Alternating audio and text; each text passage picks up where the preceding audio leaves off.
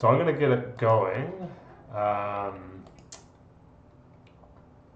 and I'm just going to post it in the chat. That'd be good to co-cast. I like co-casting myself as well because it's good to cast with an extra person, I reckon. Agreed. Whoops, I did that wrong. I just did twitch.tv and not my own channel. That would be a disaster. Good. That's all good. You're doing well with the streaming. I like it because like you got the seriousness get down pat, but it's also like not to a point where you can go to a point where it's like right like meta, but at the same time you kind of keep that that chill vibe and yeah, it's good. I like how you balance that. It's quite good. Oh, thanks, man. Uh, Appreciate it. it,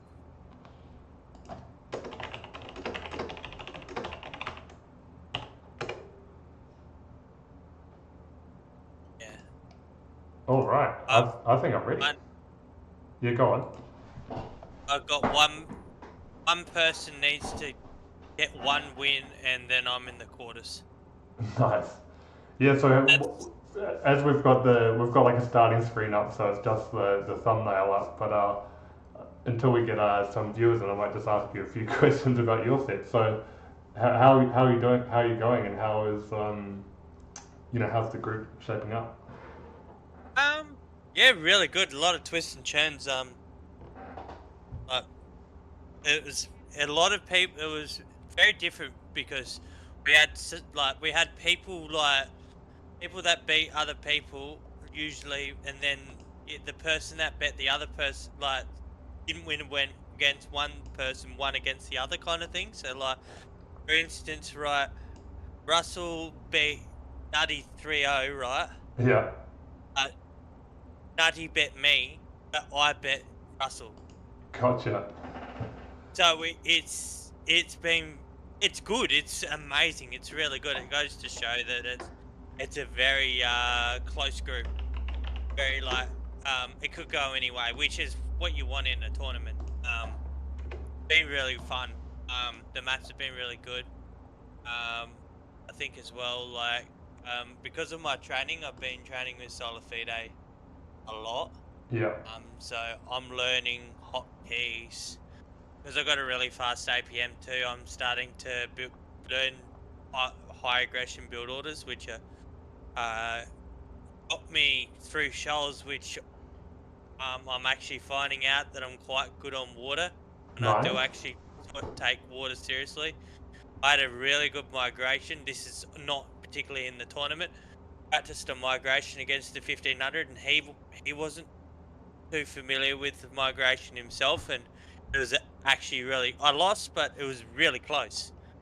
Yeah, It would have went either way. It was just bit of army control for me on my end of the stick, but yeah, that was a bit of a shock to me last night. But yeah, doing like double archery range build, I think that's what sealed the deal that I could unless Rune loses one to Nutty, yeah, unless Nutty wins all three against Rune.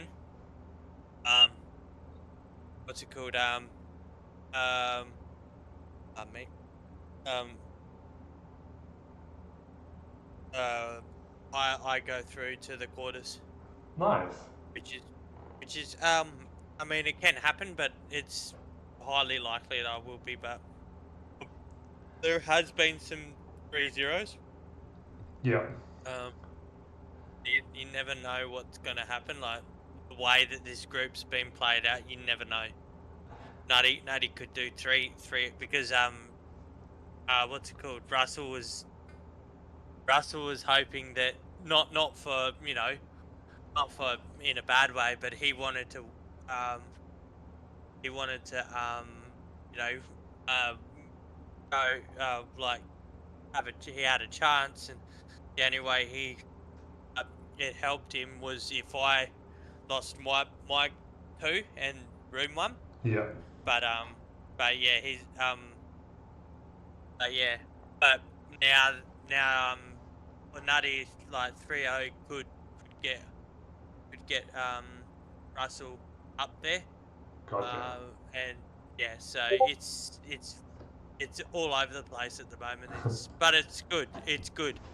It's really good. I It's good remember, that it is that way. yeah, I remember when I played like ages ago, like 10 months ago, I think it was. All of the matches were 2-1. So there was no 3-0s. Everybody did a 2-1 against each other. So it was super close. And it was, yeah, it was like you said, you win a lot of winning on people's home maps and stuff like that, which was interesting because obviously you'd think you'd have an advantage on your own home map.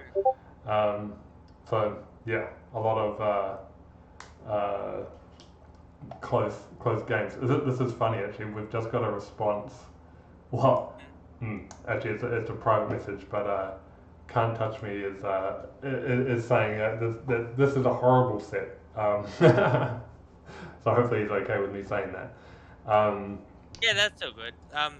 And I mean I get it. Like I've had some sets that like in WWC that Russell casted. I'm sorry, Russell, but I couldn't watch it. Like it's like I cringe at the gameplay. So I do get it. I understand. Like I am obviously happy for my opponent, but I was like, I could do. I know when I, you know yourself. You have some games that I know I can do a lot better, but it happens. It happens. But I've also got to learn that watching those sort of games can help me see the marginal errors that I did make, and maybe even see some things that I may not spot out. So, yeah. but yeah, I understand. It's all, but yeah. I, Um, I think it's fine though because like I have my whole goal is to cast a set from mhm. each player in brick, right?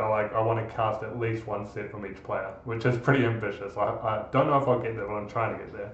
But I haven't cast real THF before, but I have cast Can't Touch Me before, and when I cast him previously, he did win, and he was quite a good player.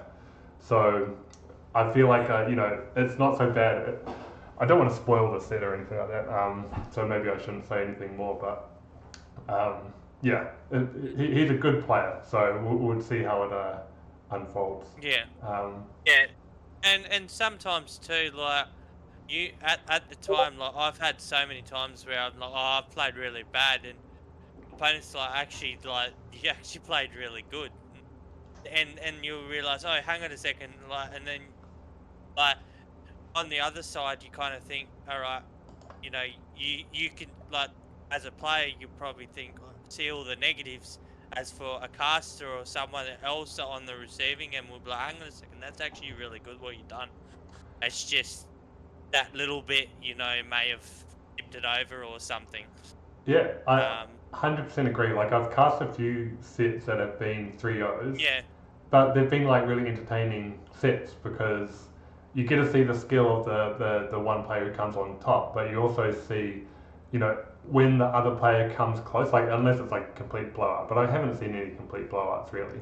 But when the other player mm, gets close, you're really going for him, and he's like nearly there, but he just can't get over the hump, kind of thing. Um, yeah, so it's still really entertaining, even if it's you know, not close in the final scoreboard or anything like that. But um, yeah, definitely. maybe we'll. I'm going to look at. Let's going to look at the draft. I reckon. Yep. So I'm looking at the maps. Okay, so the maps are real THF going for Jungle Swamp, which I haven't seen much at all in this tournament. I think it's one of the least popular maps. I don't know why. I think it's quite a good map. Um, I've got real THF and in touch me. Oh yeah, I pulled up the wrong. You're 100% right. I've So got good. that was Lord Benji. That's so good. Thanks for pointing that out. Otherwise, I would have kept going. um, That's so good.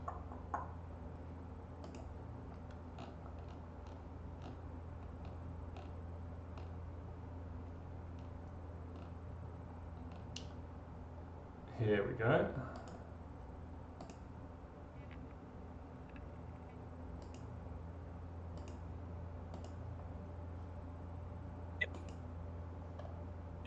Perfect. Yep. So, sorry, Real THF went for Zong as his map.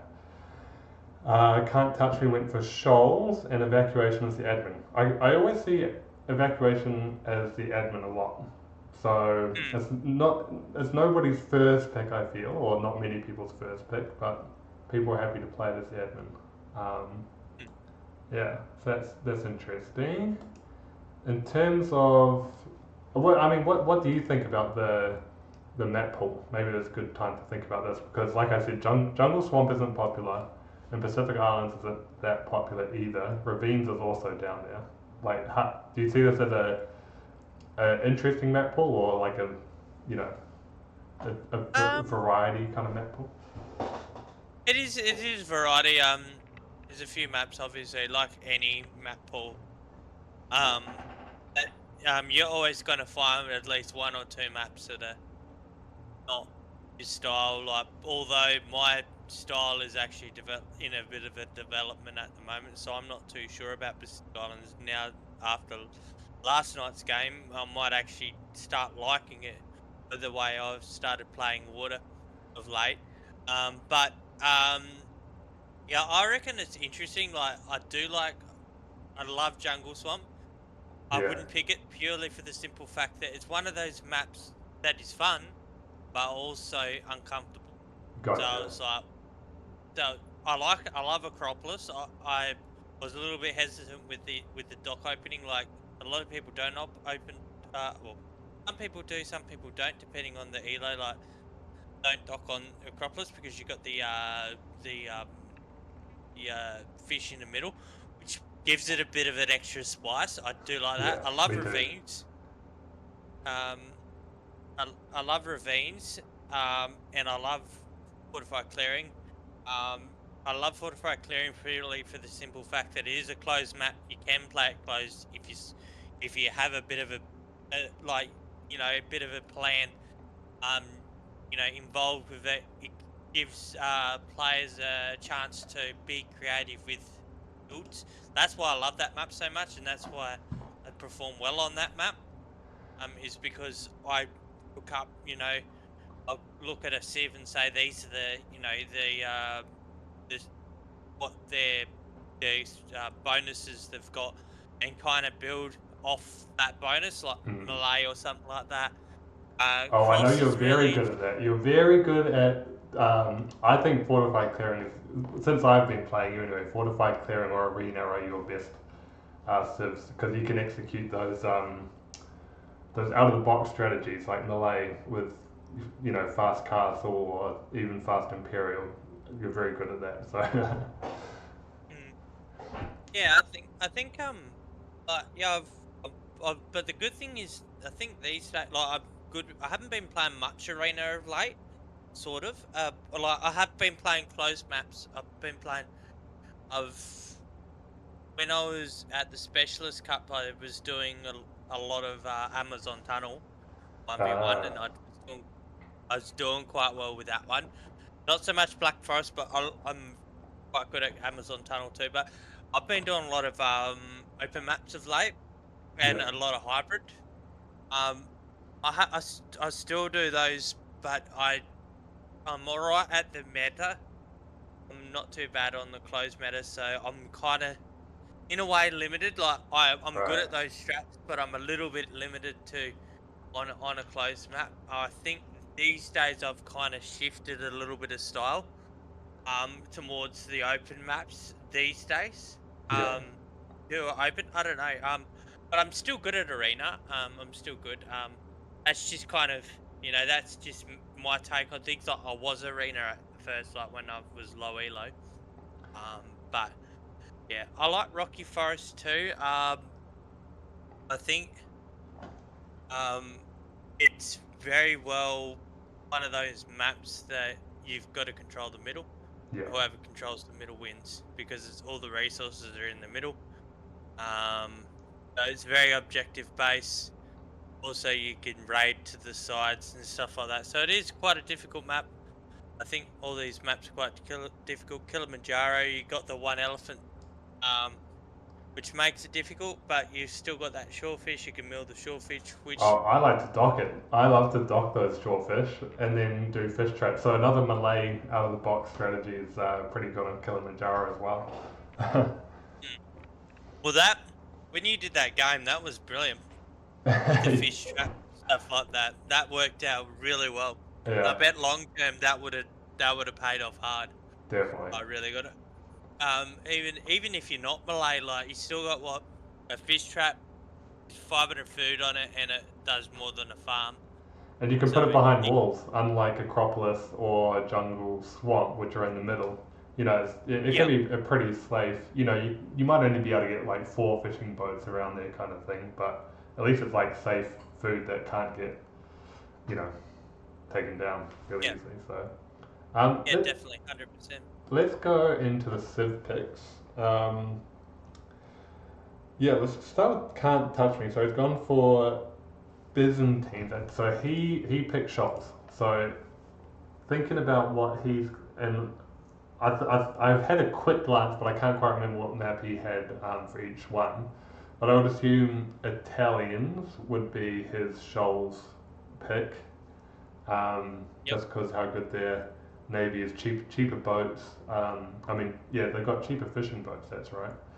Um, so I'd expect that there. Um, in terms of these other maps, oh, you could also do evacuation with them, but Portuguese and like Byzantines could be good there as well with the fire ships. Portuguese are also half decent. But yeah, what are you thinking for where these civs might go? I think I think Portuguese would be really good on evacuation because of the cheaper gold units and stuff like that. You got the berry wood bonus, which when you go Yeah, out, you can put all your villages on berries, and as you know, it's quite hard to afford both ships and moving and stuff like that. If you plant a mill on the berries, it makes it quite easier to get that bit of wood bonus as well. So I think with evacuation, heavy like early bonuses like yeah, that. true.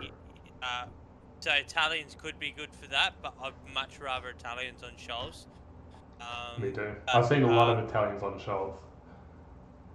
they're fantastic. I could see them being one of the top civs on shoals. And think I see, or even Khmer could be good for evacuation. No, they're not a like a quote unquote hybrid style, but you can go more like this is more for Can't Touch Me.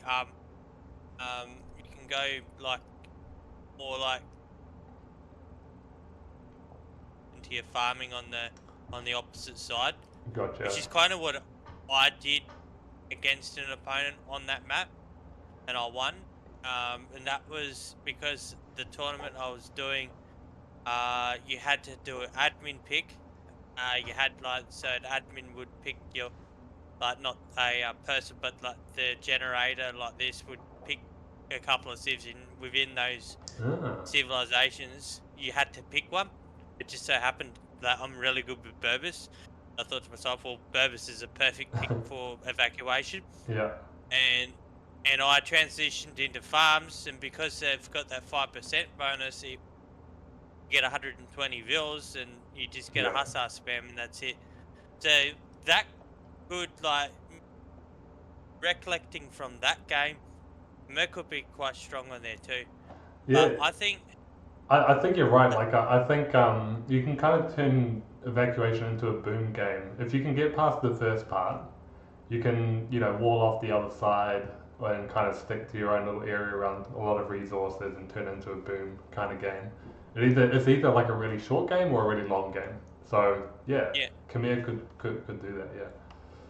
because looking at this, I would probably also want, or even Malians, but I would want Portuguese for Zedong because you've got the Hmm. cheap monks. You've got a really good monk tech tree. You can do the unique units as well. Unique wood and gold units, like especially when you're booming.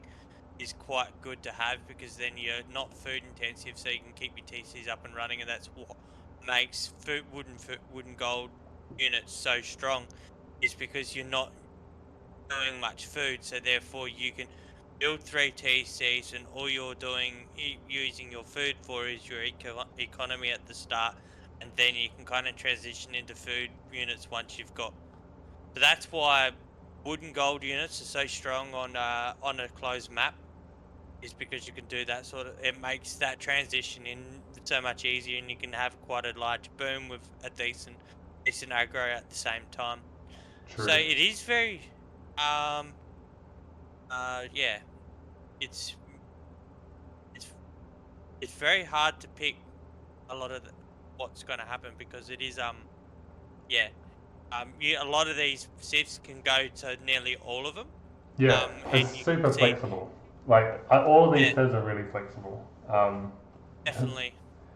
But yeah, maybe we'll go over to real THF because I feel like there's a little more tailored to maps. Although Italians, I think is I'm putting them on shelves now. I'm pretty sure that's where they're going to go. But the rest could all be somewhere else. I think. But real THF, I think you've got Burgundians and Bohemians, and personally, I think either one of those are going to be Zong, right? Because of how good their while Bohemians are really, they've got the really good late game with hand cannoneers, bombard cannons, and then maybe halberdiers up front. I just think the combination late game is really good for them, and then they have their they got like a mining bonus or something. I'm pretty sure I can't think of it on the top of my head, but then Burgundians. Uh, Yeah, go ahead. they got they get the free gold, like, so both gold and stone. You don't need to research. It's Yes, Bohemians. that's right. And then Burgundians are a great boom civ. Like if you can get up to 100 villages plus, um, you're just flying as Burgundians. I think with their quick eco techs, if you get what is it, Burgundian vineyards or something like that, you get gold when you're farming. Which that sounds And broken when I say it, but I don't see it all that often, to be honest. Burgundians are also really good monk rush Mm, div, because with their relics, and because the dong is easy to find the relics, you get food from your relics. And that bonus is actually insane. I know a guy that puts 0 on food and go to imp with that, just with that. It's insane. Like, yeah. I've never seen someone do it. Like, I it I looked at it and it's like, this is like a Fatoria for food, but on yeah, it's insane. So um, you could go either way. Burgundians can do a really good early monk Mm, siege push uh, uh with themselves, and like a relic domination kind of style. Um, but I reckon you're correct with the Bohemians and the Burgundians being on Zedong. I yeah. do agree with that. Yep. And then I reckon Malay and Persians they can kind of be either shoals or evacuation. I think they're both great on these kind of hybrid maps. So it's got to be one or the other. But then I'm really interested in humans because I don't think there's any one map that humans would be able to suit really, really well. But I'm thinking in the back of my mind, could you play humans on evacuation and go for a feudal ram push on the island kind of thing and kind of try to take it early. Don't go for like the 2 TC feudal play, but take advantage of that early siege workshop. Just something That comes to would mind. work. Yeah, Yep, that would, if you could execute it, because it is such a hard build order. Um, eh, which uh these players would be in the brick division could pull that out. It'd be really strong, because naturally you're going for the dock anyway. So a lot of your military buildings and your land military are a little bit delayed. So you per normal standard, you're gonna have a little bit less land military, because you want to go on short of fish and fires, and getting that water control. yeah, So if you're doing something like that, if you go water,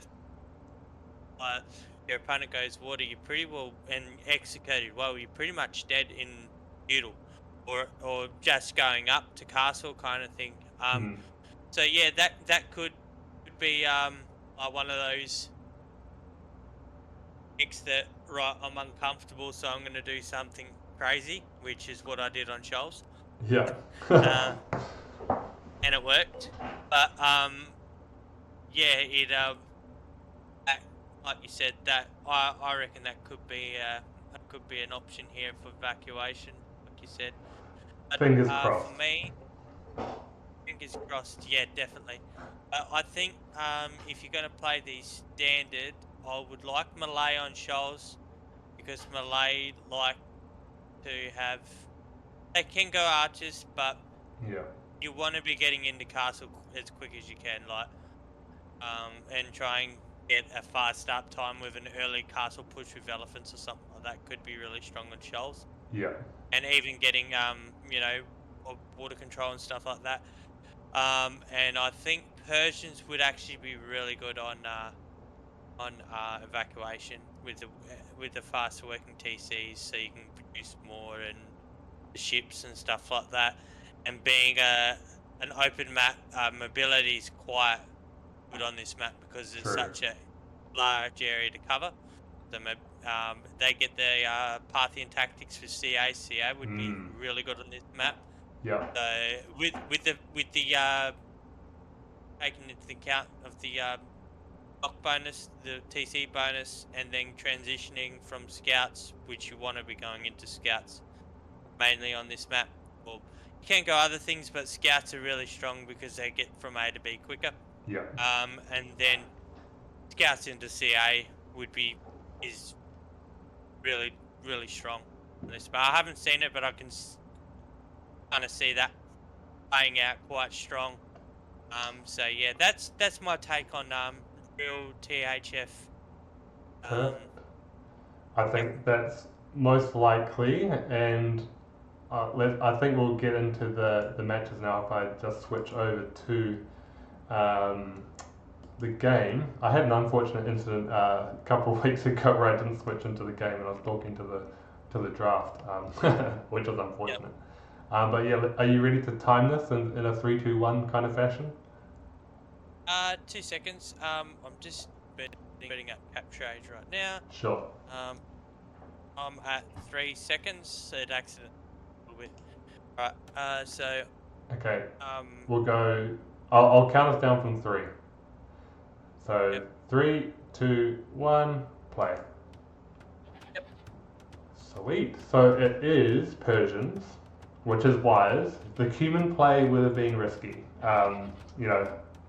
Especially on the first map, maybe you want to have a more standard game as your first map kind of thing, which I think is a good idea. But Malians on Can't Touch Me side, and maybe one thing we didn't mention with Malians is that their buildings cost less wood, so that helps you kind of get to that dock timing a little bit faster. And like you said, the mobility of Persians, obviously Malians also have quite a lot of mobility with their cavalry being quite good as well. So this should be a tight match. Yeah, go ahead. If the Persian person goes Savar, you got Frimba heavy camel, which counter that. So, and I think they've got a decent monk tech tree as well. Yet they do. They get like pretty much every monk tech. So if they go elephants or siege or anything like that, you got really good options. So I do like this pick, Aliens. Yeah. Scouts have found themselves in the middle. Just a quick hit and away. But yeah, I agree. Like the Furumba camels would be a really good counter. I'm just thinking, you've got the trash bows on Persians, and their camels don't have great pierce armor, so maybe you can do something with that. I don't know, but that would obviously be quite a late game type thing. And I feel like if you're Persians, you want to kind of end the game a little bit faster than that. So yeah, we'll see. Yeah, I agree. Especially against the Malians, because I do think Malian late game is a lot better. True. Now, this is what I like to see when casting these games, of going to the mainland to get these cows, because I think that kind of determines your early game, how well you do, how many cows you find, you know, if you can test the other cows going across the river, if you can plant your scout over the enemy's river to kind of take the cows away from them. I think that's a pretty crucial moment if that's able to happen, and the game can potentially snowball from there. But I don't think blue has found any cows yet, and red has 4, 3. Yeah. I think he found one. Yeah. He's got one now. Actually, one. Yeah, red's got heaps. Yeah. Well played from red to, like you said, with the cows. Like that's what. How much is a cow? You got 150 food in each one, so that's like 450 food right there, coming back to the TC, which is really good. Which means that you don't need to do the evacuations as promptly as you would if you didn't have the cows as well. We could see a contest here actually. Blue's actually going to contest some of it. This is what I love to see when these are contested. So he's get 1, but he's kept, actually as red is going for a boar lure during all of this, and we see blocking. We see blue blocking. He's going to kill the scout. That's awesome. Losing your scout on this map is really bad. Yeah. I think, like any other map, like you can kind of, like Arabia, you can kind of figure out, alright, they're around here, and right there, you got a rough idea. This map, because it's such an unpredictable map, I think losing your scout on this map is, like, it's really rough. 100%. I think. But you don't know where to mill, you don't know where your wood lines are. You got to plan ahead for the resources over the gap kind of thing. You got to make sure you secure yourself some gold. You got to see what the enemy are doing. Like if the enemy are going to go for like a fast rush of some sort on your home island, or if they're just going to completely forego that. You kind of need to know that information. Yeah, 100% agree. Scouts are so important.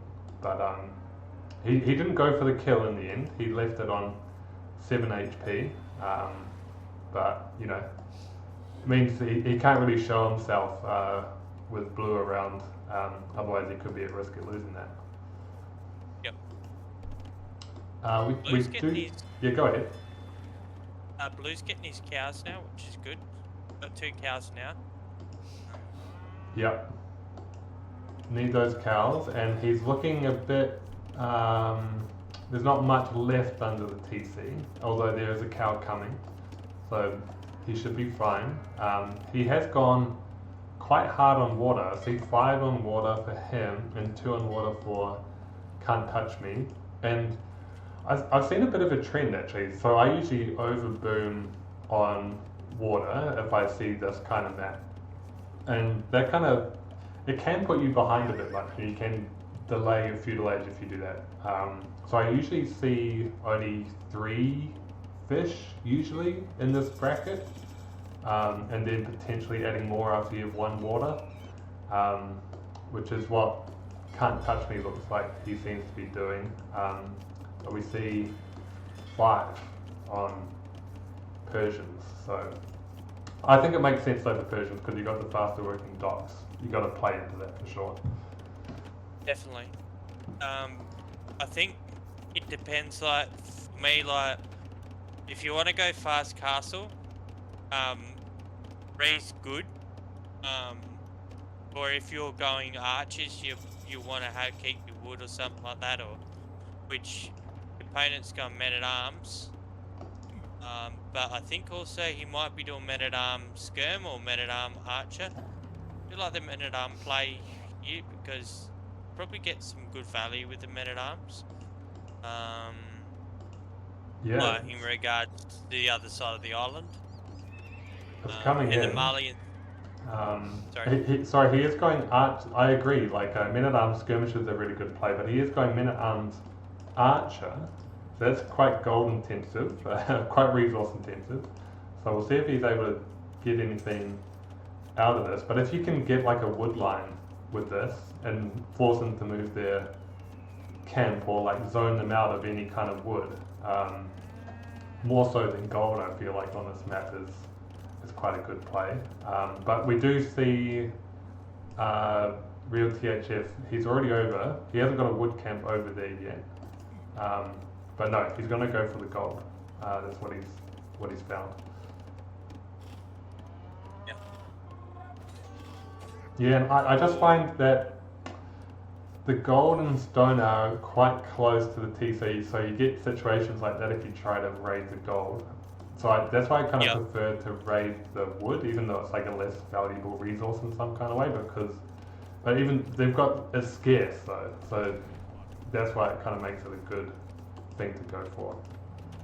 When I do an early raid, I'll always go to the opposite side of the island, because 90% of the time, unless they put a tower up, it's very vulnerable. Then you know you're gonna get build kills. You might get a couple or something like that, but that's just kind of how I play it. That's just a bit different. Because I know that with a lot of the resources are quite close to the TC, so it's quite easy to back into your TC on the starting island. But as for this left-hand side over here, makes it quite easy to raid. Gonna see some archers coming though, so I think that's a much better gold raiding unit where you don't have to get right up close. You can stand at the distance, of course. So liking that, but this is a lot of investment from Can't Touch Me, and we see the Persian player already go up to castle. He's already at castle, and we haven't seen. Well, Can't Touch Me's, to be honest, nowhere near going up to castle, so he's going to be stuck in feudal for a while, and we see knights come out and he's going to take out those archers. So I feel like it hasn't paid off for him yet.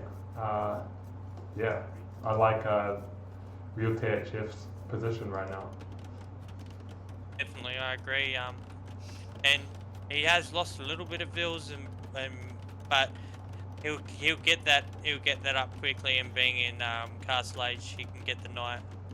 And knights kill everything in feudal. So, as you can see, Touch Me is in a bit of a panic now, and roughly so, knights just destroy feudal age completely. Yeah. Unless you got like 14 archers or 15 archers with both, fletching and that, then they can take knights on. But yeah, it's pretty rough for Can't Touch Me. There's three villagers down already, and he did garrison that archer on a couple of HP, so that's something. But it's going to be pretty tough unless he is going up to castle now, but he's still 2.5 minutes away. So we have to see what real THF can do with this as he's holding this advantage. He has sent another knight to that wood line. He'd probably pick up another few kills. Yeah, definitely, yep. I think, especially when you got an advantage like this, even just going 2-3 knights, like that's what I do minimum. Like especially if I see this sort of situation, if I don't see the score dip for a bit, I know that, or you can kind of roughly guess. Okay, he's done a lot of fiddle play. Going 2 or 3, and just going for vulnerable areas for vills can really make it snowballing. Yeah, I still like the knight though. It's still good. Yeah, and I do like real THF has decided not to go for the extra TCs just yet, because he wants to kind of keep this pressure up, and is deciding to go for pressure rather than boom right now, but I'm sure he will transition eventually. But I think that's quite a smart thing to do when you see your opponent is stuck in feudal. Keep the pressure up, why not? Keep them off these resources. I like the monk edition because another thing too, like when you are pressuring like this, like adding a monastery and going for the relics, is really good, and I think that's probably what real THF is going to do. And if he does that, that's really good. Like getting um those relics will be good. And the men at arms are sitting right next to the blue villager. That's true. Are they on stand ground or something? That's different. Yeah, Yeah, it happens. It happens. keep your enemies close, you know. Yep. Yep. Can't Touch Me So is getting the water though, in terms of picking off these fishing ships. But it seems like real THF is either not aware of that or not concerned about it. So, yeah. I think real THF. You go. Sorry, on. what you're about to say? Well, I was going to say we now see the camel transition as he's gone up to castle age, so that will put a bit of a pause on these knights. But the monk edition, as you say, is quite good here for the converting of camels. The monk will go down, but it does kind of neutralize this for now, and we see another monk actually. So that's 2 converted camels. Fantastic play by THF. This is perfect. This is it. Like if I wanted to picture a perfect situation in this sort of game, this would be it. A couple of monks on the field to do the counter for the raids and have some knights on the front. That's fantastic. Well, very well played.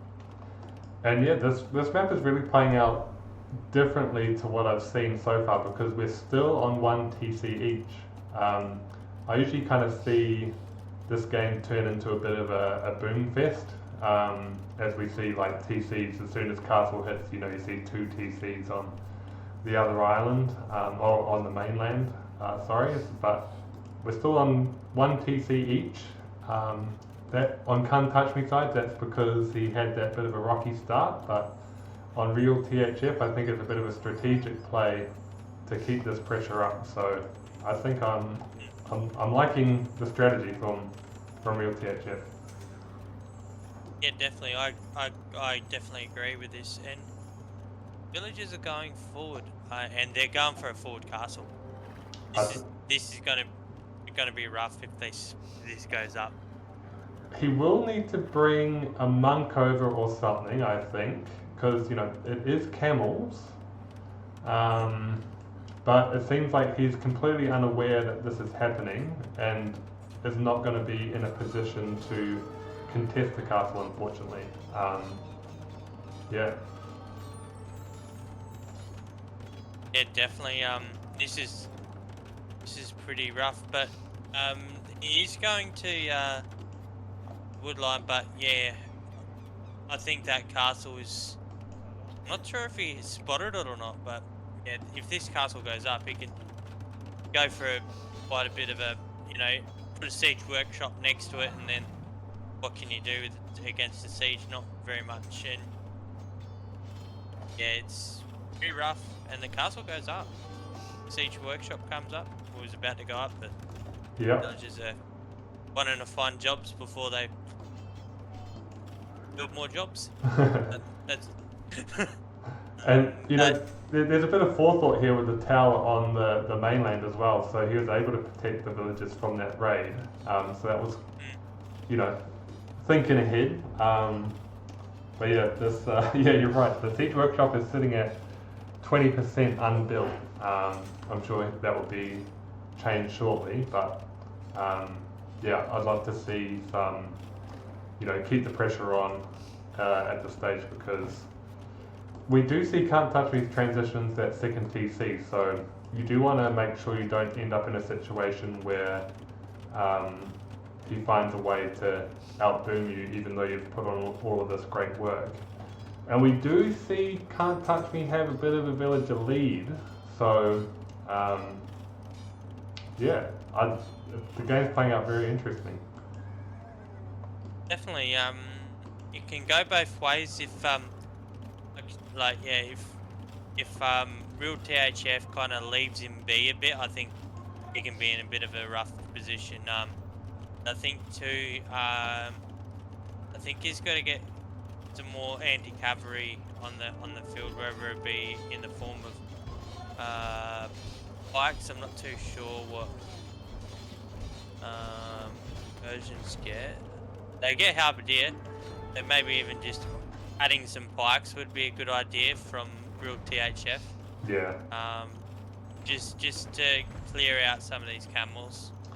Yeah, it's either pikes or more monks, I think. But you know, we do see more effective raids happening for real THF on the mainland now as well. So there are kind of two fronts happening at once, which I think is, you know, a good play for real THF, because can't touch feed can't do both. I think at this stage you have to choose one or the other. Because you've got to keep those camels together, I think. Yep, I agree. Yep, because if you split them up, then they can't engage. Then, like, this army would be able to kill like half of that army, but as a group they can. Yeah, I do like this pressure from THF, and like you said, like, he can't engage on both, so he's using that advantage. So that's really smart. He's played this very, very textbook, I might say, in that sort of perspective, because it's, yeah, like, just understanding that, right, I can't engage here, my units are going to die, well, let's go over here and just attack where I can, which is really good. And we do see him go for those mangonels, but at what cost, I would say, because, again, the strategy for real THF really seems to be on point, because he does have bodkin for that castle. And we know that camels are pretty weak against archer fire, so he lost quite a lot of camels in that kind of fight. So got the mangonels, but was it worth it? No, I don't think so at all. I think at this point of the game, and GG's cool. Yeah. Goes well played. Yeah, he's raiding this other the main island under the TC with the chain guarding armor. So well played. Yeah, that was very very good strategy from THF to do that. That's very smart how he's done that. It's going right. I only need like a couple of units underneath the castle just to kind of take that group on, and then just sending the rest over to here. Yeah. Really utilising all these units to their maximum potential, which 100%. is, yeah, that's great. Great very game. Well played. Good start to the set for real THF. I think we'll get straight into the second game. Keep it rolling. Good. As I try to find it. I've got Shoals, is that correct? Shoals, Italians, Malay. Yep. So I'll click pause as soon as I get in, so we can sync it up.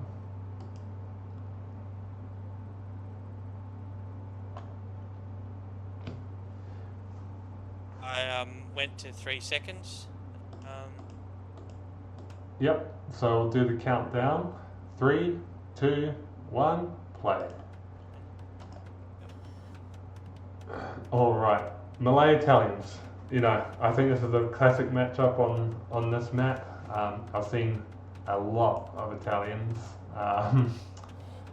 So much so that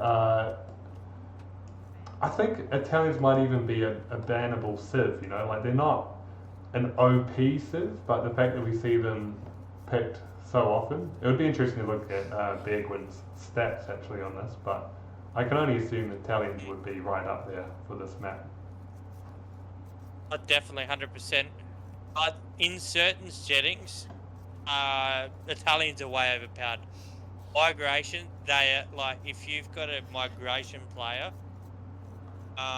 like a well-known migration player and well-known Italian player, and wants to play you on migration with Italian, ban it. It is. I played it last night. It was super smooth. Nice. I was like, it was so overpowered. You can get up to castle really early. You can rush up galleons. Yeah, I had galleons and they were in galleys, and I had 3 TCs up. And they were just kind of hitting castle age. And that's against the Saracens too. Right. So a really strong water sieve, and it was so good. And because a lot of people go cav, you, you as you know, you use castles to kind of block stuff off, which you do with this map. And then if you go cav and you've got Genoese crossbowmen, that can get rid of that as well. So it's easily just go, plonk my castle, build my unique unit, and then you can kind of fan out from there. 100% agree. I've seen Genoese crossbowmen, quite a lot on this map as well, as the main unit in the composition. But Malay, obviously, also a very good civ on this map. They have the fishing ships and the fish traps, but I don't think it's really about that. I think it's about getting to that boom with them as you've got that strong up times, and you can kind of hide on this other side and kind of go into a more boomy kind of game. Like you could go into a boomy kind of game, or you could use those quick up times for a bit of a push, or get to the fire galleys a bit earlier, or the galleys a bit earlier on water, which is a big advantage. So that's kind of how I see Malay.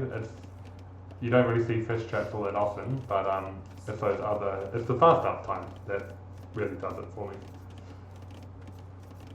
And as well, with that fast up time, they got the cheap Malay elephants, so you can go FC and then get a couple of vills and then kind of like build like a couple of stables down on the enemy side and just belly rush them. True. Could be quite a viable strat. Also, I think they're quite on par on water maps with Malay, because you got the force levy, which you got trash two-handed swords. So late game, you've got a super good late game with them. Like you got to play them to their strengths. They're like Dravidians. You don't really have that flexibility, but they're good at what they do. Yeah. Also, I think with the Malay, what's it called? You can you can go into like karambit spams as well. You got good monks too, which Italians do have better monks, but also you got the 3 Sedai, the harbours that do arrows as well. So yeah, you could still. It would be rough to do like fish traps on this, but you probably could still do it with that particular tech. And that could be a strategy that could be played out on this map, and it could be really strong, because it's probably one of the only civs you could probably make it viable with their 2,000 food fish traps. Can be quite solid. But yeah, so I think it's an even matchup. Definitely, both got good navies. They've both got good options in their own rights. And with the Italians, like if they go into Gembos, like they do have quite a good answer. They got really good siege too, and also karambits are good. Like in numbers, can I think deal with the Gembos quite well. Yeah. If you can raid these gold piles on the side with karambits, then you're laughing. But it's interesting, you did bring up Dravidians. Dravidians are one of my favourite civs, and they're obviously really good on water maps, and I would think that they would be really good on shoals, but I haven't really seen them that much. Maybe they're just not a popular civ, but I would have thought I would have seen them more. Yeah, I won my set with Dravidians on this map. Nice. Yeah, I think they're OP on this map, because the docks as houses as well is also a really helpful bonus to have on a map like this. I play them on cross all the time for that reason. They're just a great set. I did a very risky play putting 2 archery rangers on my enemy side a 19 pop Oh wow. and managed to get like seven archers on their side of the map. So as I was hitting feudal, I was getting my first archery range down. Then I did my blacksmith and then another archery range on the opposite side. And yeah, I got about 8 villager kills out of that, and yeah, snowballed it from there. Yeah. And but that's because I'm not very comfortable on water. Well, it's changed now, but yeah, it has changed recently. But yeah, at the time, yeah, I wasn't too comfortable playing water. But so that's what I did with the crazy strat. Made water, like if you went water with that particular build, pretty much dead. You have to play land, early land. Yeah. But yeah. I think you would take your opponent off guard with that for sure. But I just want to point out that real THF has scale mail armor, the infantry armor upgrade, and he's built. Why? How does he have that? He doesn't have a blacksmith yet. Melee bonus. They get Melee it for bonus free. get free. Oh, Yep, every age. I've forgotten that. Yeah, I was wondering if he pushed it by accident or something. But no, sorry, that's their bonus. So thanks for pointing that out. But yeah, we'll see the classic galley battle. It is 5 apiece. I guess, you know, like I love Cross. Cross is my favorite map, right? And you only ever see fire galleys on that map, really, because you can't play the mobility game with the galleys as we're seeing here. But I have seen, you know, players that put in a bit of a mix of galleys and fire ships. I've seen that work. Obviously, when you look at pros and stuff play, they go for full galleys, but yeah, I'm just wondering if, you know, putting in a few fire ships in here and there is a good idea on this map. Usually how I play water is I start off with, say, I don't know, 3 or 4 fires and then go straight into galleys afterwards, and then just start massing the galleys straight off the bat. If your opponent goes galleys, like, it's gonna counter fires counter fires and fires counter galleys. Yeah. On low numbers. So you just go, you know, 4 fires and then start doing the mass. I think that's the way to go. I might be wrong, but might be just going straight galleys probably a better option. But I do like your concept of that's kind of how I play water, fire and water. I'm wagering is that what you do yourself, or? Yeah.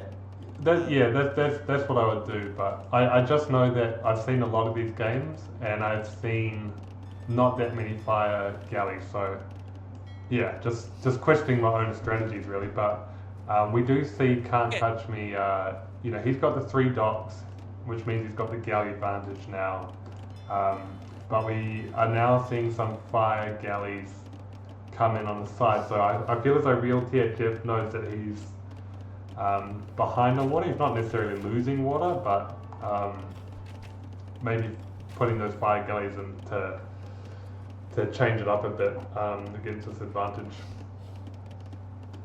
Yeah, I think that's a good play, because I think at the moment, with the amount of galleys, you just kind of want to, being melee, you do want to take advantage of your fishing ships. So to me, it fires like, okay, I'm playing defensive water. Yeah. So I think that's a good wise decision, just to kind of, because now we can't engage. He's only in confines of the tower, which is good, but he's just trying to get some advantages, and he's both going up to castle, but melee being early timing will be good. And that's the thing about the melee with the timing. Now he can go into galleys quicker. He can get his war galley upgrade quicker. True. So that's maybe what he's been doing. He's like, right, okay, keep my opponent at home, go into war galleys, and then attack on a timing between him getting war galley and not. So yeah, Not too sure if we'll see that. I think the resources are there. I think that could be a good play for real THF. He's even repairing one of these galleys in preparation. So, and he's put the extra dock up. So I think he is thinking about going more aggressive on water as soon as he gets there. But I do like where Can't Touch Me's mind is, because he himself only has 2 fishing ships, but yet he's gone into so many boats. But I think that's because he knows he shouldn't give Malay water. It's less about him booming on water, but less and more getting Malay off water, I think.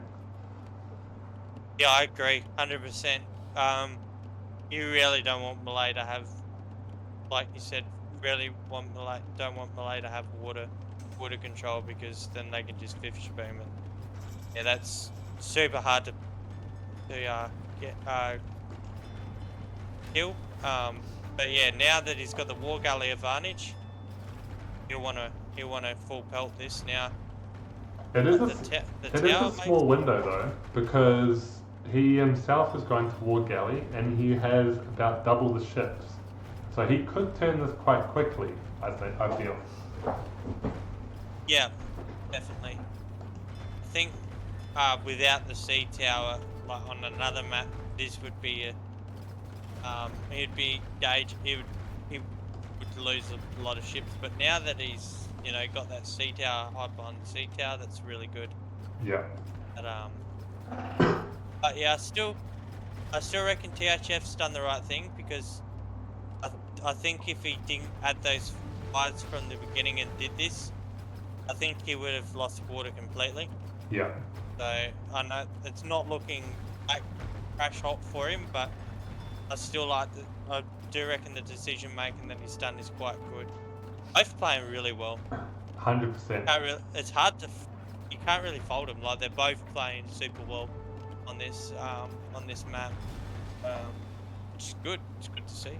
Yeah. Do you see a demo shot for Can't Touch Me land, and one for Real THF get shot down? So we also see Bodkin on the side of Can't Touch Me, so he really is going into the galley play, and it's working for him. And just one thing I'm concerned about with Real THF as he kind of retreats away, it means that these fire ships are often on the wrong side as they actually get abandoned there as well, so no fire ships left.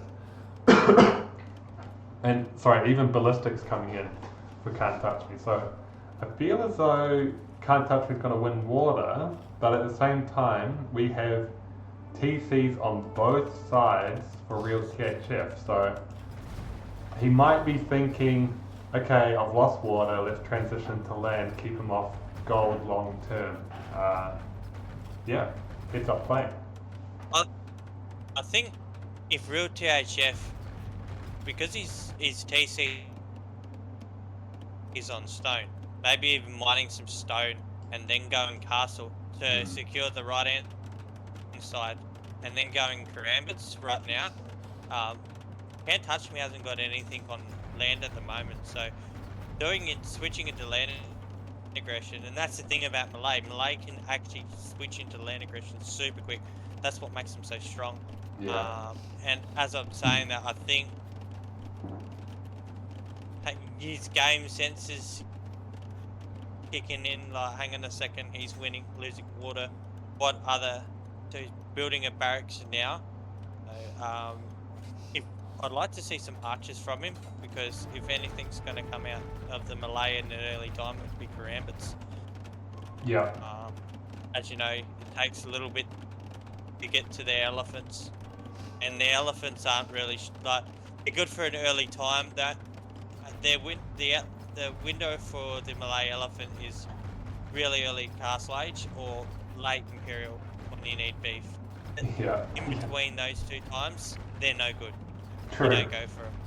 Yeah, that is quite rare actually, isn't it? That the power spikes are castle, and then, like, because they're so cheap, like late Imperial. I don't wonder what other kind of unit is kind of like that with its power spikes. But you're 100% right. Real THF is just his level of reaction is just so quick. I feel like he makes very quick decisions, which is, you know, me personally, I'm quite slow to make decisions as I figure out what I'm supposed to be doing, which is why I'm a little bit worse than these guys. But the decision making is just, even if it's right or wrong, he's making a decision like in the moment. Yeah, I do like this this archery range from THF on the left hand side. I'm not too sure. I think not sure if THF sees this range, but if he has, going into skirms regardless is quite good for the going against the Italians, because naturally they're probably going to go into crossbow. They're also probably going to go into the cheap gunpowder in late game anyway. True. They're going skirms against him as an early unit for now. Is really good as a bit of defense, so that he's got a little bit of army. And yeah, I think he's just going to camp the TC with maybe a monk, just so then that way, you know, if any knights come in, they can convert it. Yep. He's getting the relics. This is fantastic from THF. This is really good play. I'm thoroughly enjoying what he's doing. Got the elephant? Yeah. Maybe I might be proven wrong. No, The elephants. he's going for the elephants in a stable on this side as well. And the funny thing is that Can't Touch Me is sitting underneath a watchtower, so he can see everything that real THF can see everything that Can't Touch Me is doing around this left side, which is a bit unfortunate for him. Oh yeah, I see it now. Yep.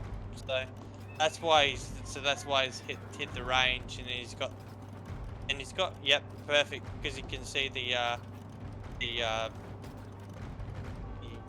siege workshop. He's going redemption, sanctity, which is what you want. Yep. And then his own siege. This is perfect. And I think the elephant will be good because it won't die straight away to an archer, and it'll take out initial. And you can always get some light cav, even if they are no good, you can send them in a woodline and they take 3 or 4 kills out, disrupt your opponent. So yeah, I do like this. He's converting the crossbow. Yeah, I would say that's probably not a wise choice, but fair play to him. And you know, Can't Touch Me did land some pretty good mangonel shots on those skirmishes as well, so that was quite a good engagement from him. And we're actually even seeing Imperial Age from Can't Touch Me. So this is without a castle, which I feel on this map is perhaps a little unorthodox. Like you said, getting to Genoese crossbowmen is a huge thing you want to do with Italians. So yeah, I wonder what spurred him to make that decision. Yeah. I think as well, like, their hand cannons are dirt cheap. But the Italian hand cannons, I think, are like 35 food and 35 gold or something, really low. Right. Because of their cheap gunpowder, and he has got a university up, and he has got the archery range up. So maybe he might be going in towards bombard cannon, HC into arbors. And the BBC will do really well against the skirms and any siege that comes out. Because it is cheap. It does leave you open to this though. That castle going up on the right hand side with that TC is. And he hasn't secured the left side either, and is getting pushed back from there. So I do get it, like going into the hand cannons and bombard in theory could work, but I feel as though, you know, you really need to secure this side with a castle or units alternatively, which haven't seen quite yet. Yeah, I think so too, and I think that transition takes a bit of time, so I think I like the castle placement from THF being here, and he is going the chemistry straight off the bat. You could also go cannon galleons on the shoreline as well, and that could be quite a decent play as well. But I'm not too sure if it's going to range the castle, the THF's castle, which can be an issue. But THF, I think, now needs to really put on the pressure between that transition, but which he is on the left hand side. But yeah, I just feel like Can't Touch Me's not going to have the gold for the strategy. You know, I agree. as cheap as those hand cannons would be, it still needs some kind of gold income. So there's going to have to be some kind of quick strategy to kind of deal with this, which I just don't know what it is. Yeah, you're right. I agree.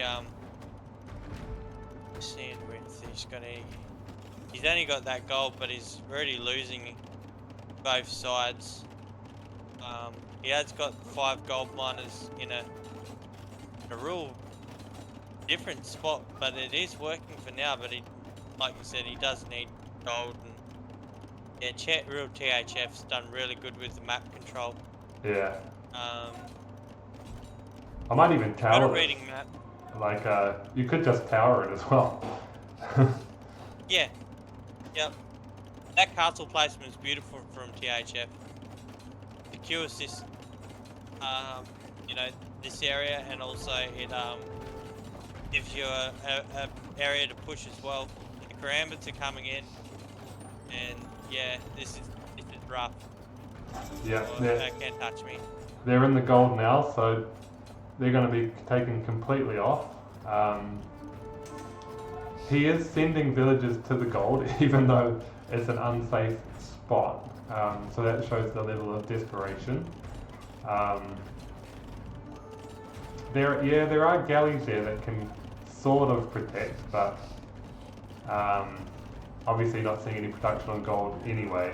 Yeah, it's rough. And we're actually seeing skirmishes and a knight come on the left side here. If that knight can get to that wood line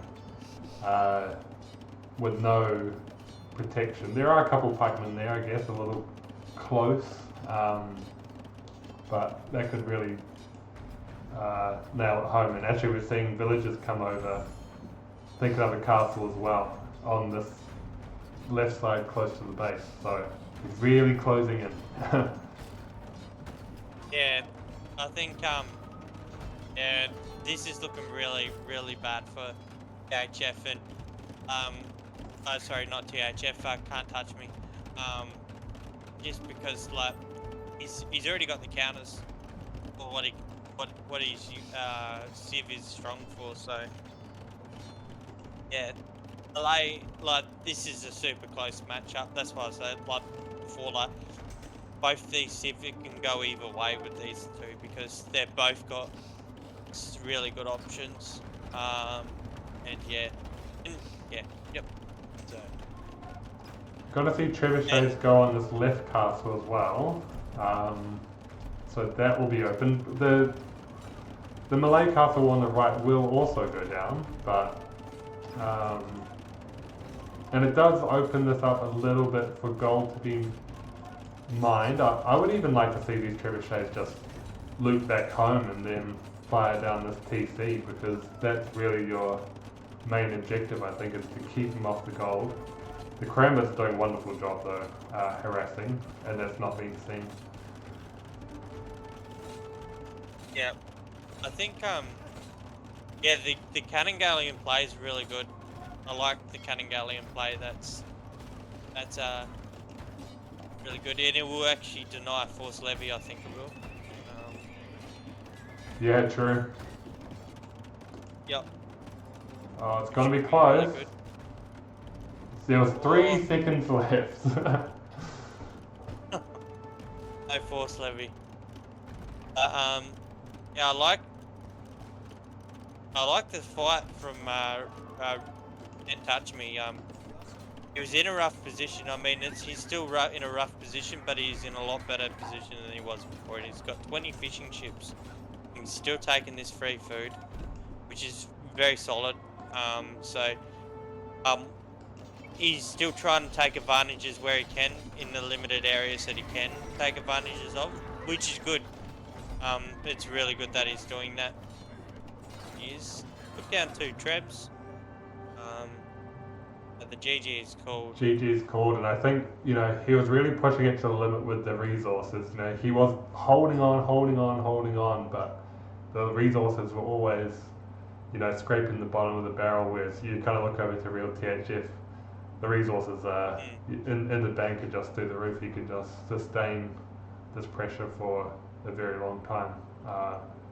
But yeah, like you said, I loved the fight from Can't Touch Me, and to be able to stay on this gold, he knew that he had to stay there, and he kept fighting for it, and he got another TC up there. So fair play to him. I think if THF, Can't Touch Me, put a like a castle on the other side where real THF was pushing, I think he still has a very solid chance to still win the game. It would be slim, but if he had this area secure and then get the light cap to swing around on the opposite side, he could probably potentially get some good field kills. So it was very close. It was a very close set, very back and forth. Well, close game. Sorry, not set. Still got one more game. But yeah, no, it was interesting. Very interesting. I think it all came down to the choice to go for University Monastery and not, beeline that castle to secure one of these sides. To be honest, I think the whole game came down to that for me, because Can't Touch Me, like we said, he had all this free food in the middle. He secured that. There was no chance of real THF ever getting back on water. He just needed the castle. Yeah. I think, and then he might have had a really good shot.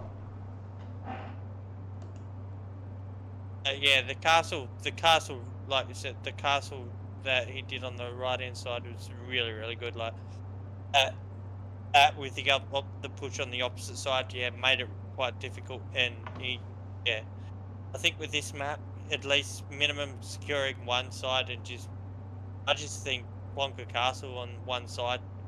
I think that's the easiest way to do it, and I think it's probably one of the most effective ways of playing this map. That's just my opinion. Like, if you just like, right, okay, I need at least one side, right, just plonk the castle here, and then I can either able to play defensively on that side and then attack from the opposite side, so then I got both sides kind of thing. 100% agree. Yeah, if that other side goes in, then you push from the opposite side again. Which is exactly what THF done. Yeah. Exactly what THF done. Very well played. Very well played. But they're both playing well. Exactly. This is playing very well. I think shout out to the organisers with pairing up. They obviously do it based on ELO, but they've got other kind of rules in there that they use to make sure that the brackets are even and stuff like that. And it really shows that all these brackets are really competitive. I'm very happy that they look at tournament ELO as well and look at previous tournament results, which is really, really good that they do that. Because then it also, like, I call myself, I'm not very good at rank. So, like, sometimes, like, if you put me on these settings, I do perform a lot better than I would on a rank. Really, I don't know. Maybe that might be the points system, I'm not too sure, but I know that in those particular settings I don't do well. So for me, I'm happy that they do the tournament ELO kind of way of doing it, because then it does help players like myself that are really bad. Like, I'm shocking when it comes to rank, but then I go on my tournaments. I wish I could do that on the ladder kind of thing. You just step up to the plate when the pressure's on. You rise to the challenge. That's what I'm hearing. Yeah, definitely. I think the more pressure I get, the better it is for me. I don't know. The less is But I think the tournament ELO has. I think since that system's been in place, we've got very, very consistent. I mean, it's always been consistent regardless, but I think this particular, like all the brackets, every game I have seen on this particular tournament has all been really close, which is good to see. It's Yeah. fantastic. All razor edge games, which is awesome. Very high quality. Yeah, I've enjoyed this tournament. It's a fantastic one. Big shout out to our base, and then T West, of course, does the maps. So yeah, well, everybody doing a great job. I've just headed over to the next map. Paused at 3 seconds. 2 seconds. Yeah. Let's get to 3 seconds. 2 seconds. Sorry. I've got Capture Age Pro, which is good. Handy. Yeah, same. Yeah, you ready for the countdown? Yep. Now I'm at 3 seconds. Yep. Cool. 3, 2, 1, go. So we got Khmer on Can't Touch Me. I like it. Big, boomy kind of civ. That's what you need. But we have the Burgundians on the other side. So also very good at this map.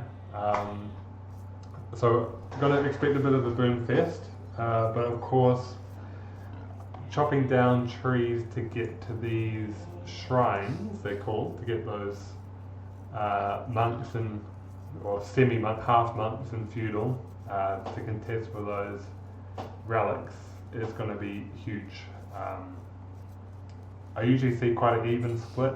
I've seen a lot of 3-2 splits, but yeah, we'll see how it goes for these players. Have you played this map in your tournament yet? Not in this particular tournament. I have played it in the Specialist Cup. It was in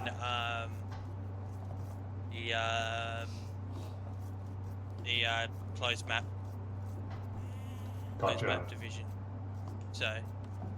Oh, it was all of the maps were closed maps. Yeah, it was all close maps. So you had like Palisade Arena. You didn't have Arena itself, but you had like Arena type maps. I forgot the other one. You had Zedong, you had Fortified Clearing, you had Glade, Amazon Tunnel, and a few others. I can't exactly remember.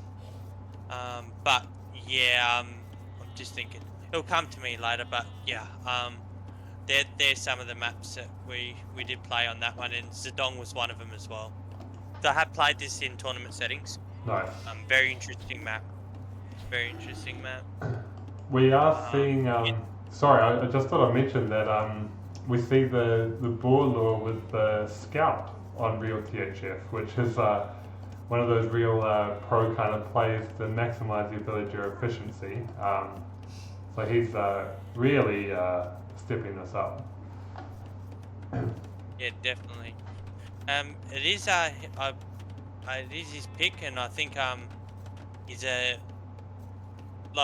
he can play any map kind of guy, but I think he's very arena, good with his BOs, and the way he's been playing in the last 2 sets, quite textbooky. Yeah. Like very meta and stuff. But I think we might see, maybe some monk shenanigans. I think, especially on this map, like, and I do like the Burgundians. Like, it's so easy to get the relics. You find the gold, and all the relics are in a straight line. There's no differentiation on spawns.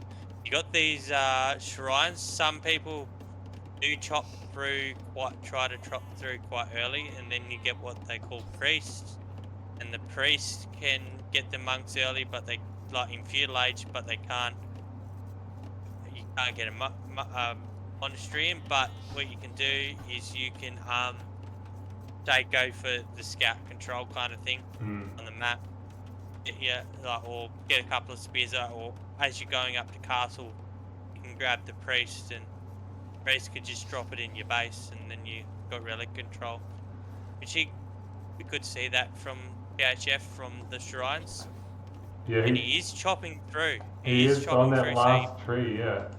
But we do also see it maybe a little less organised on the side of Can't Touch Me. You've got one villager on, the last tree, whereas I think real THF has two on that, so he's really paying attention to which tree he's putting the villagers on. So he's going to get there first. Yeah, it's got a priest out, so he's going to be going for that. So I think he'll go fast castle, and then try and get as much relics as possible with the food. Just drop it in his base, which is handy. Very good idea to do. And yeah, so I am looking forward to when they, the next update. When does it come out? Like late April or something like that, where they redo all the monks instead of everybody walking around with the Pope. But yeah, the priest won't be changed. Unfortunately, I doubt it. But because it's only on this map, basically. Yeah. I like my I've got a monk mod. Oh, do you? It makes the monks sound like they go like it's really funny. Do you know what? I've watched your stream and I'm like, what the hell is that sound? And I realised it is the monks, but it is really, really loud.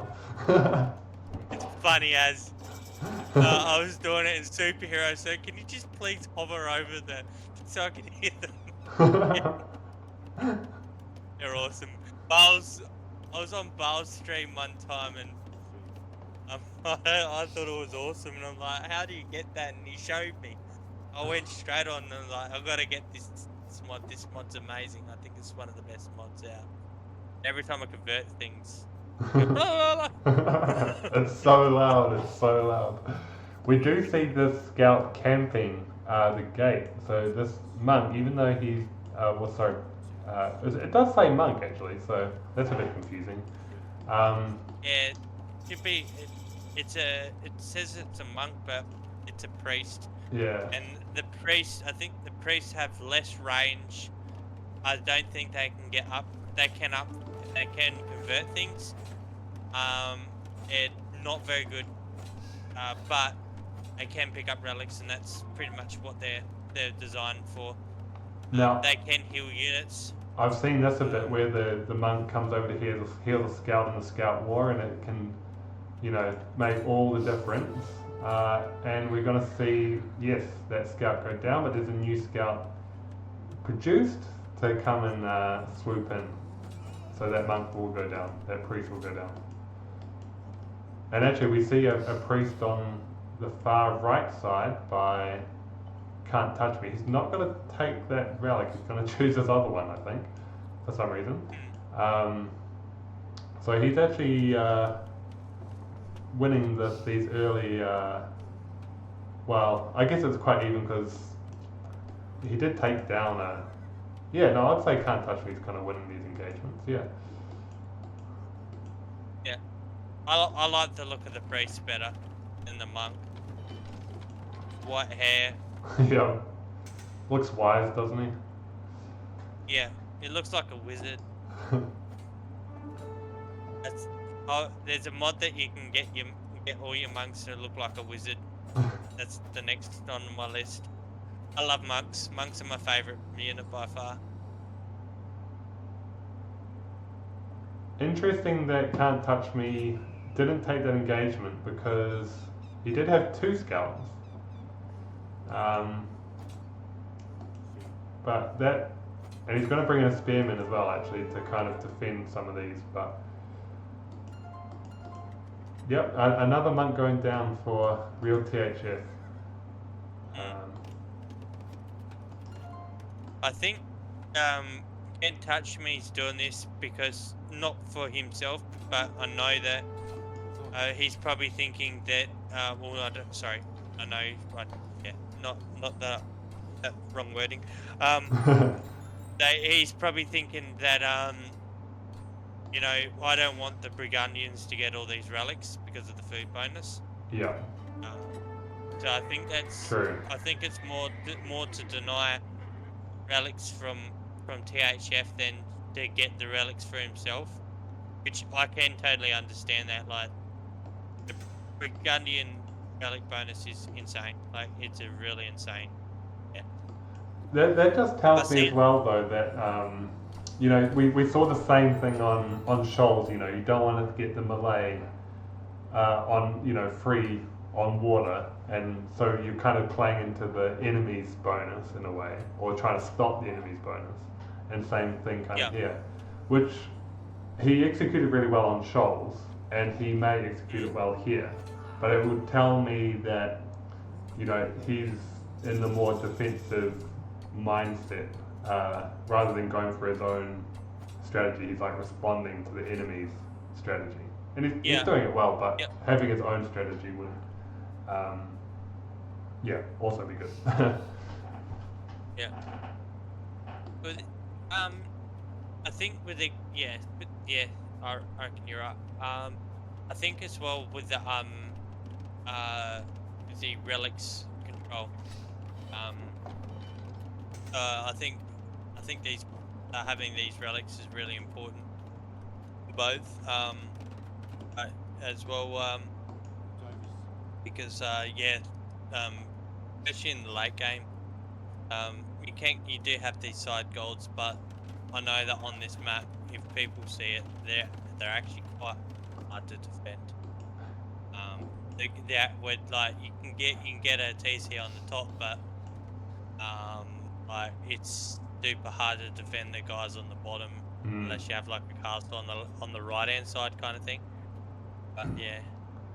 Yeah, gold does seem to be an issue on this map. Obviously, you got so you have like a 2-pile gold on the sides, and then you have a lot of gold at the back of your base. It does seem to last you quite a while, but if we really get into, you know, getting into Imperial Age, that gold's starting to run out, and you really do need the gold on the side. And like you said, it's super hard to defend. It can tide you over if you've got those relics a bit longer. But yeah, I think relics are super important, and we're seeing real THF linger in feudal a bit longer than Can't Touch Me to secure some of these relics. So that seems like a strategic position, whereas Can't Touch Me has gone up quite early, but then perhaps sacrificed a couple of these relics. So yeah, the strategy, I'm still thinking real THF with the strategy is just that little bit more thoughtful in that regard.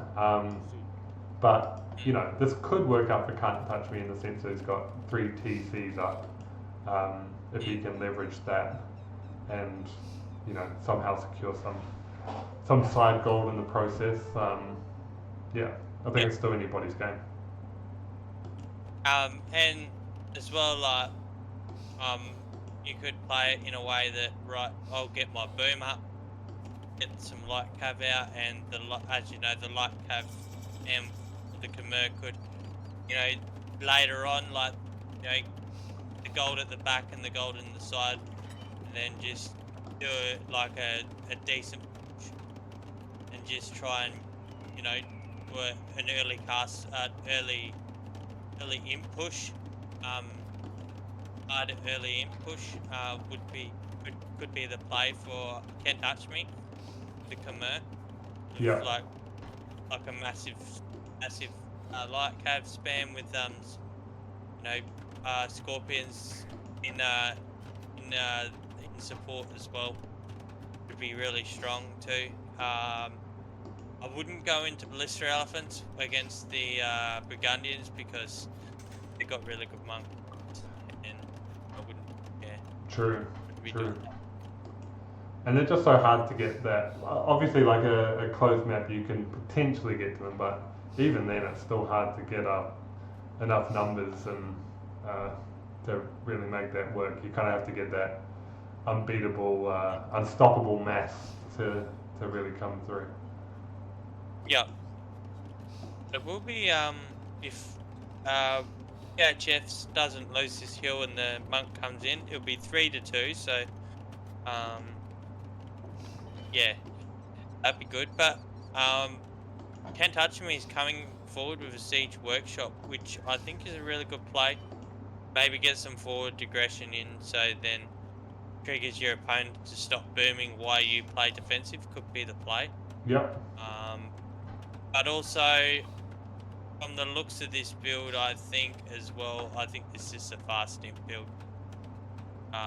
Fast imp with castle, so 2TC fast imp.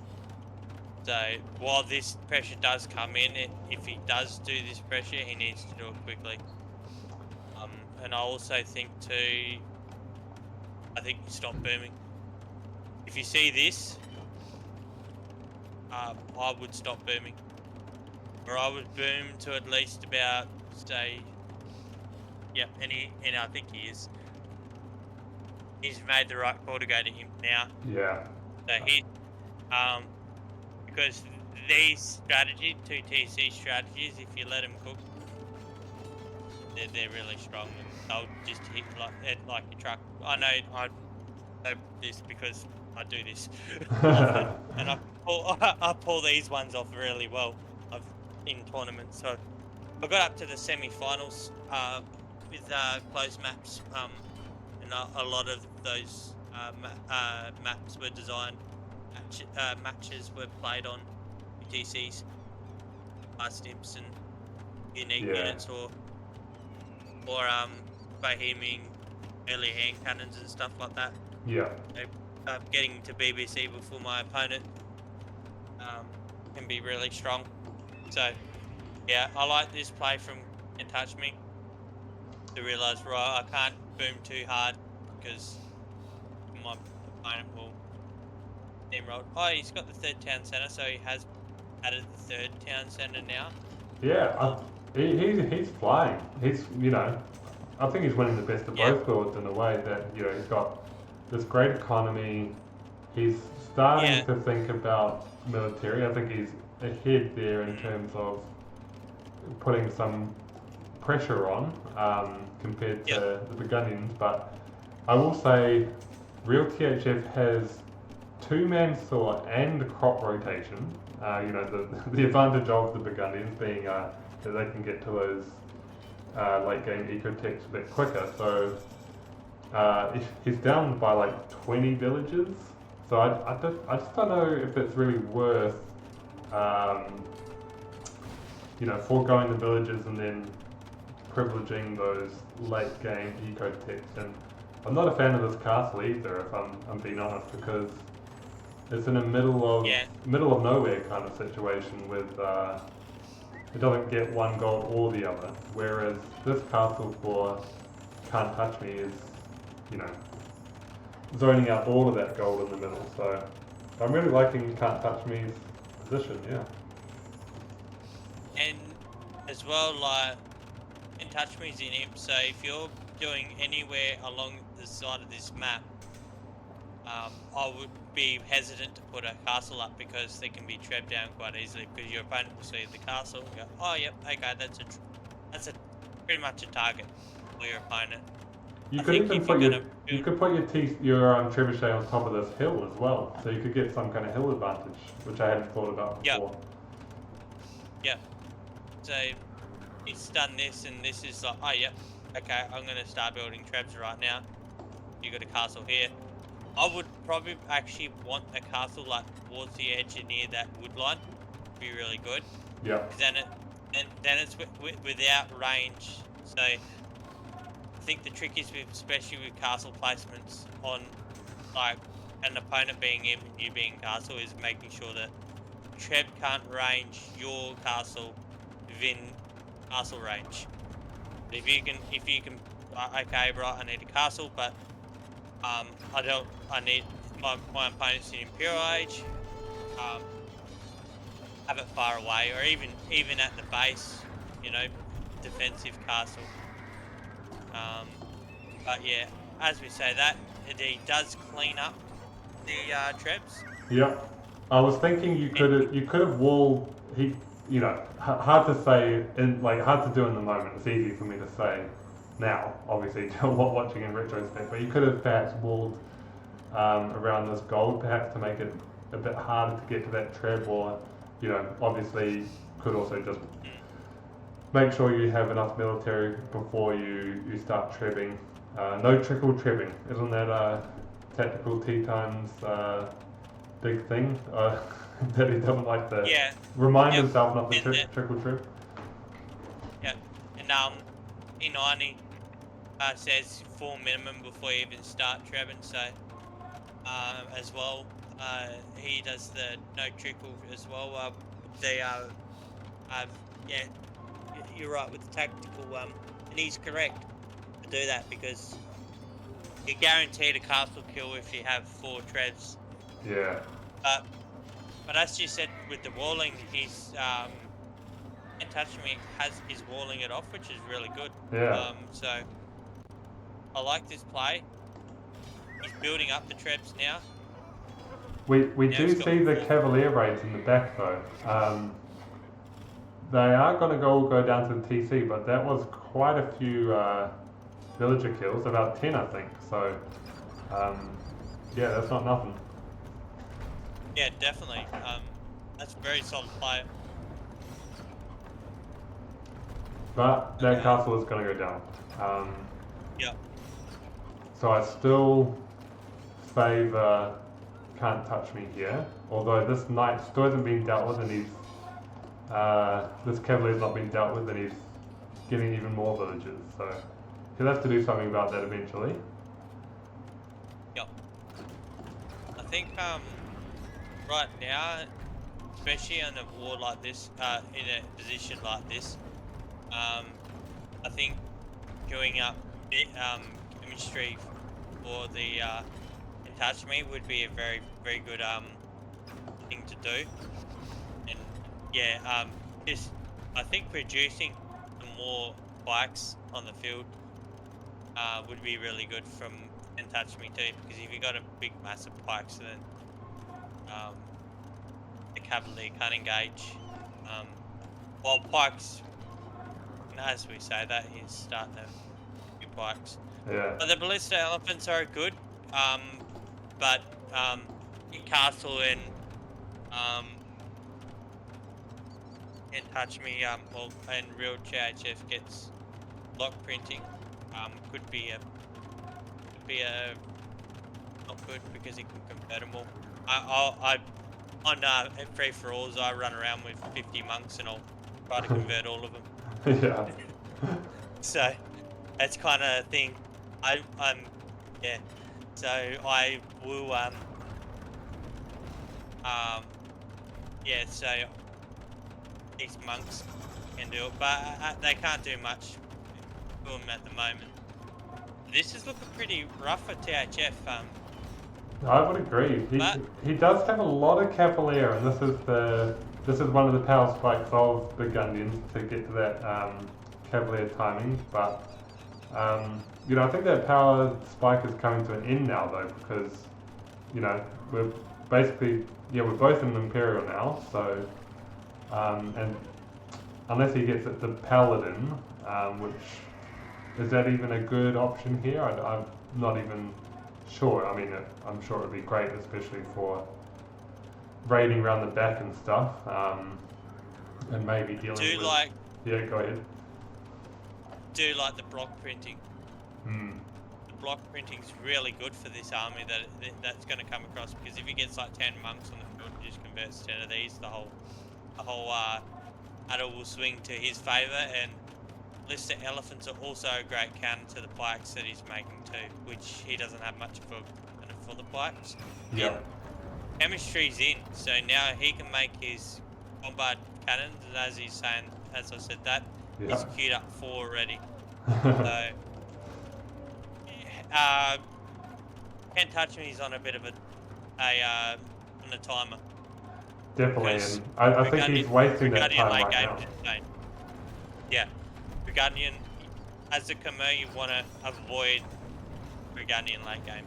100%. Like, did he just need to walk into the base with these current ballista elephants and just really disrupt the economy, like a couple of minutes ago? Whereas he's kind of going for the the slow crawl forward kind of thing, but it might just mean he'll be too late. Yeah, I reckon. Yep. I think he really needs to just push really hard right now. Which is really rough, because if you look at all these buildings in the middle for Can't Touch Me, it looks like he's in a dominant position, but I can see the possibility more and more for real THF to come back. And he's smart too to just go, I can't engage. He's being very patient, which in these situations you have to be patient, especially being the defender. You gotta, the trick is to get yourself out of this situation is the push has to work. Yeah. And it has to steamroll across the map. We're seeing him entering the... He's got into the base on the corner. Oh, wow, okay. Didn't see that. He's got a bombard cannon, shot the wall, and he's in. He's got a bunch of halberdier chasing him. And he could get trapped here, actually. As Can't Touch Me's walled this pretty well, so there's no quick entry. So, yeah, well played by Can't Touch Me. Now we got the Brigandium gunpowder on the field, and yeah, this is... How many monks has he got on the field? He's got 2. I'd like to see a couple more monks from Can't Touch Me would be really good. But the yeah. Those halberdiers have gone down, by the way, and the Cavalier are in, and there's only about a minute until they get to Paladin. And they've got plate guarding armor too, so they're not going to go down to these TCs very easily. I don't know how this gets stopped, to be honest. Even if they were just stay to Cavalier, but they're going to be Paladin. Yeah, this is insane. Like this is a base trade. Very well played. Both playing very well, but this hold from THF is very smart,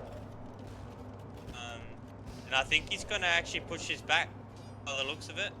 And regarding powder's no joke. Like you as especially this matchup, you really want to avoid this, because this is exactly what happens. Yeah. And look at the 80 vills. Yeah. Yeah. It's completely flipped. Yeah. I feel as though that those ballista elephants, you just need to run them into the base and cause havoc, right? Where he did just kind of, you know, keep them back to defend the trebs, which I understand, but you just need to create as much havoc in the base of your opponent as possible, even if you lose them and have to rebuild them. I think it's worth it. So I think what Can't Touch Me did wrong was he's like, right, I'm gonna get a bigger lead and just get more eco. Yeah. I think as soon as he hit the Imperial, just stop the Vil production completely and just push the map. Use all your resources to just push the map, get the trebs in. If he took out those castles, he wouldn't be in this position at all. He would already won, I reckon. Yeah, agreed. And, you know, also, Can't Touch Me never dealt with this gold on the left-hand side for real THF. If you get him off that gold, which he could have done quite a long time ago, before this point, he can't produce all these paladins, you know, which are becoming more and more of a problem. Yeah. And he's now getting into Halberdier, and just triggers another thing that you don't want Burgundians to do on this matchup is hand cannon, which is he's already producing the Rangers. We've got the 25% attack bonus on there, so their gunpowder's 25% more damage than every other Civ. Yeah. All round. So their hand cannons are the strongest hand cannons in the game. They will have the strongest BBC. I mean, if Unique Tech is strongest, that's a unique tech, as Actually, obviously you know that, but as in like just standard gunpowder. Burgundians have the best gunpowder, and yeah. All he needs to do now is hold again. He is doing very well. What also interesting is that Khmer have got the great scorpions, but we're seeing scorpions from real THF as well to kind of push back some of these halberdiers too, which is unexpected, I would say. I reckon it's a smart move because it's good because Scorpions he doesn't want to spend too much into stopping like tech wise to stopping the halberdier. You want to be ultimately going into the hand cannons, which he is right now.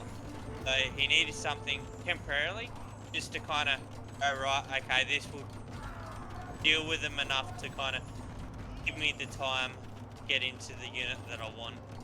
This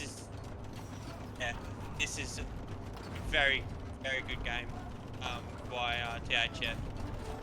If I was to have one criticism, he is floating a lot of wooden food, so having some kind of trash option.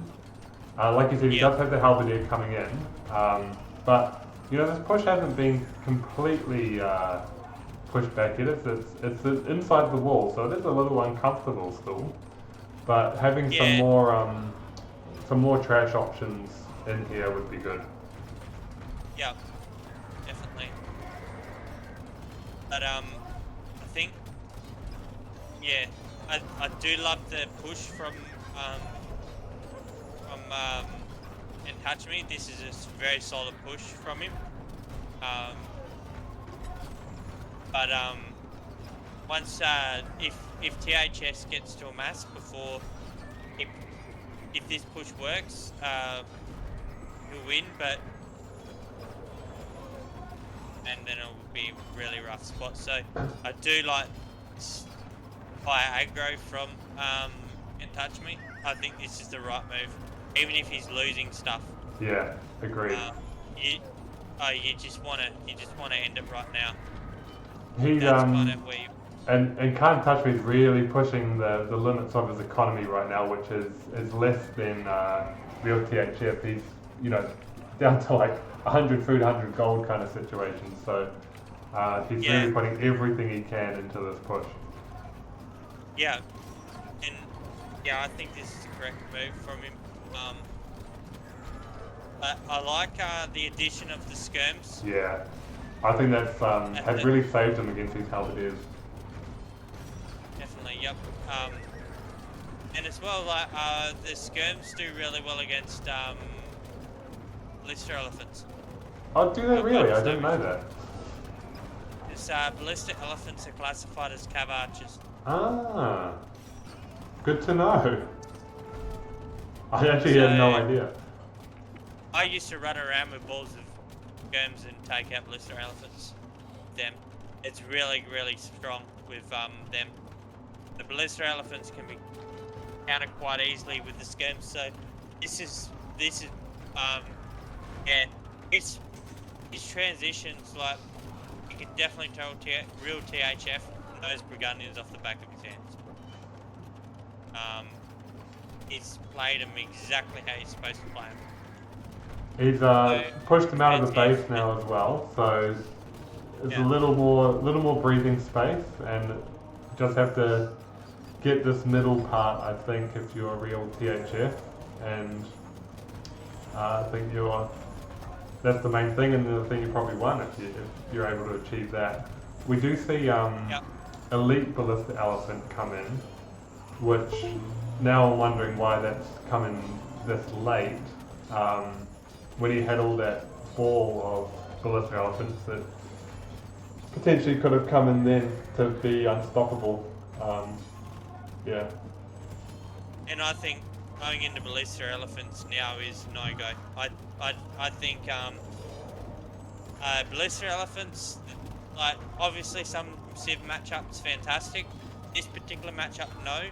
They do have a good window early castle age, providing that you can pick off the monks. But in this once you get to block printing monks, I think that's where they fall off. And they've got heaps of skirms too. So Yeah, I think elite I reckon is a mistake. 100%. They both played very well, whole sets. They've been playing really, really well. Yeah, I think especially this game and the last game, really close, could have gone either way, really. Yeah, just yeah, well played. And you know when Can't Touch Me messaged me as he found out we're going to be casting the set, he said make sure you mention, and I was waiting till the end, that he was at Garrison. So he was at that at the pro tournament. Nice. Yeah, so apparently there was like and I think there was a picture in Discord actually that they had this big room for fans. I think there must have been like 100 computers down there, where just Age of Empires fans were just playing against each other at the event, and apparently he was there. So he said, make sure you say I was at Garrison, so I was distracted. He must have played this set at that tournament. So that's pretty cool to know, to have that kind of context behind the set. But they both played well. I think like the build up was great from and Touch Me, and his Imperial Age timing was fantastic, and the eco setup was fantastic. I think if he just didn't boom and just pushed, he would have won easy. Yeah. He would have steamrolled and win it. Like that's it. Completely. But I think because he took his time, the Guardians got to what they wanted. This is kind of what they want.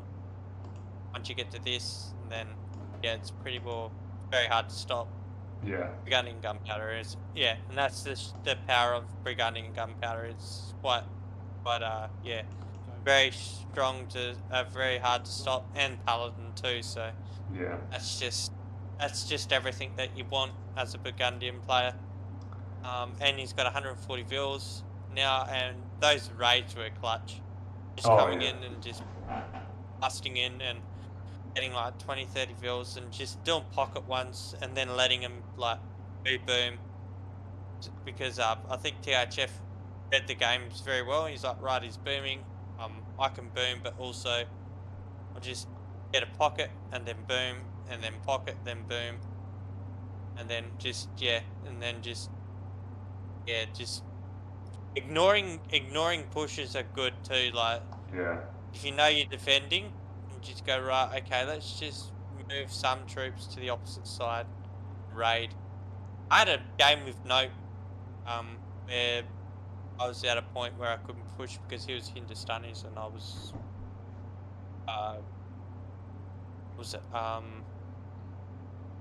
Spanish, and yeah, it was a very stalematey area, but I had to.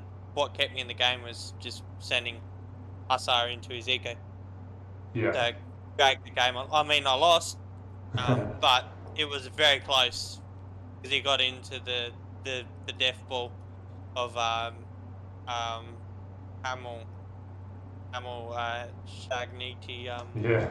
Shitagi or something. Yeah. Shitaki, yeah. Yeah.